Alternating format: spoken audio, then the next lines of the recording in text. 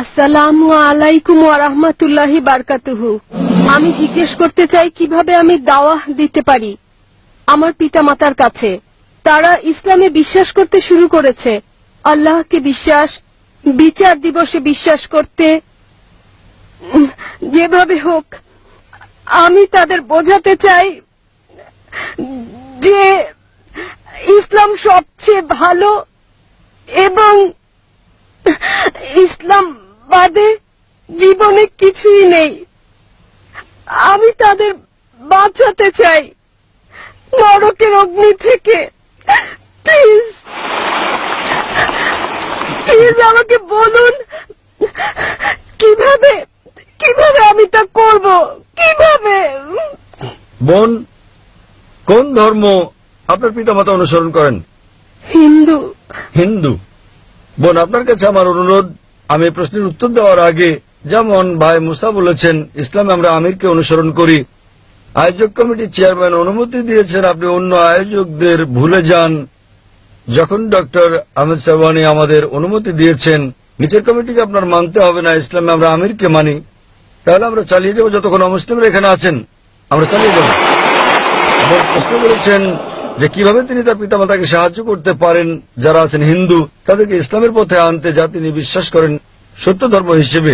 বোন, দাওয়া দেওয়ার জন্য অন্যতম মাস্টার কি পবিত্র কোরআনের সূরা আলে ইমরান অধ্যায় নম্বর 3 আয়াত নম্বর 64, যাতে বলা হয়েছে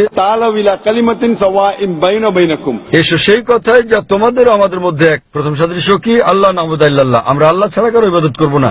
তাই আমার অনুরোধ থাকবে আপনি আমার ডিভিডি নিতে পারেন, যাতে আমি বর্ণনা করেছি হিন্দু ধর্ম ও ইসলাম ধর্মের মধ্যে সাদৃশ্য নিয়ে। এই ডিভিডির উপর ভিত্তি করে আপনি কখনো আপনার পিতামাতাকে কষ্ট দেবেন না, কারণ এই ডিভিডির ভিত্তি কোরআনের আয়াত যে অভিন্ন বিষয়ের দিকে এসো, এবং ইনশাল্লাহ একবার আপনি এই ডিভিডি দেখান, যদি তারা যৌক্তিক হন, যদি তারা সত্যবাদী হন, ইনশাল্লাহ আল্লাহ তাদের সত্যের পথ দেখাবেন। প্লিজ আবার বলুন ডিভিডির নাম। ডিভিডির নাম হচ্ছে ইসলাম ও হিন্দু ধর্মের মধ্যে সাদৃশ্য সমূহ।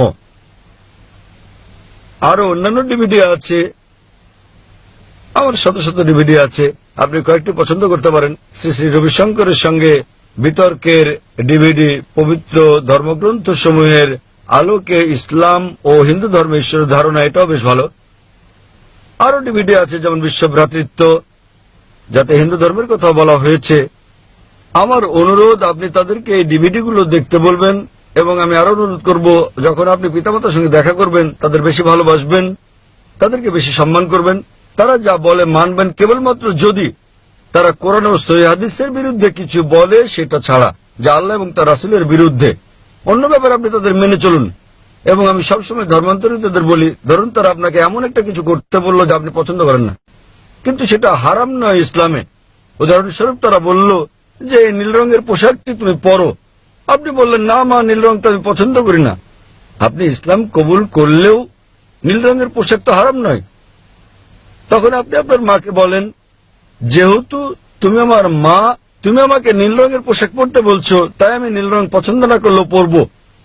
তখন আপনার মা বুঝবেন আমার মেয়ে তো মুসলিম হওয়ার পর আমাকে অনেক বেশি সম্মান করছে, বেশি মান্য করে চলছে। কেবল যে জিনিসগুলো তারা আপনাকে করতে বলে যা আল্লাহ এবং তার রাসূলের বিরুদ্ধে, কোরআন এবং সহিহ হাদিসের বিরুদ্ধে যায়, সেগুলো মানবেন না, অন্য সবকিছু মানবেন। যখন তারা এই পরিবর্তন দেখবে, আমার মেয়ে আমাকে বেশি ভালোবাসছে, আমাকে বেশি সম্মান করছে, বেশি বেশি যত্ন নিচ্ছে আমার, সে আমার বেশি খোঁজ খবর রাখছে, একটা পার্থক্য তো অবশ্যই থাকবে। সেজন্যই আমি চাই আমি আমার পিতামাতাকে এখানে আনবো বেড়াতে 1-2 মাস পর, এবং আমি অনেক খেদমত করব আমার পিতামাতার। ইনশাআল্লাহ ইনশাআল্লাহ আমরা আল্লাহ সুবহানাহু ওয়া তাআলার কাছে প্রার্থনা করব তিনি যেন আপনাকে আপনার পিতামাতাকে সরল পথে আনতে সাহায্য করেন, এবং আল্লাহ সুবহানাহু ওয়া তাআলার কাছে প্রার্থনা করব যে ইনশাআল্লাহ আল্লাহ আপনার পিতামাতা উভয়কে যেন হেদায়েত নসিব করেন। ইনশাআল্লাহ।